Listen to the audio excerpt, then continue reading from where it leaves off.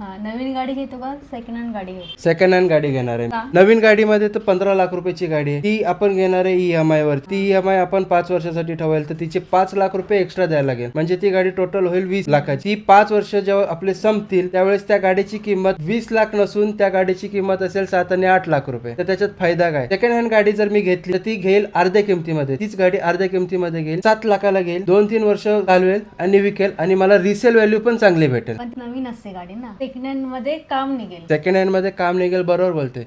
पण आता खूप सारे लोक आहेत जे PDI करतात, ते जाऊन गाडीला चेक करतात ती गाडी व्यवस्थित आहे नाही आहे, गिअरबॉक्स खुल्लाय, इंजिन खुल्लाय, हे सगळं चेक करतात आणि त्यानंतर ती रिपोर्ट देतात आणि त्यानंतर आपल्याला सजेस्ट करतात ही गाडी घ्यायची का नाही घ्यायची आणि कितीला घ्यायची हे सुद्धा सजेस्ट करतात. आता नवीन गाडी आहे, नवीन गाडी चालणार तर ती काम काढणार, जुनी गाडी पण चालणार तर काम काढणार. डिपेंड हे आहे आपण सेकंड हँड गाडी घेतोय ती कशी घेतोय, काय घेतो त्याच्यावरती. चांगल्या गाड्या निघतात, काही टेन्शन घ्यायची गरज नसते. पण निघेल. कसं निघेल? निघेल.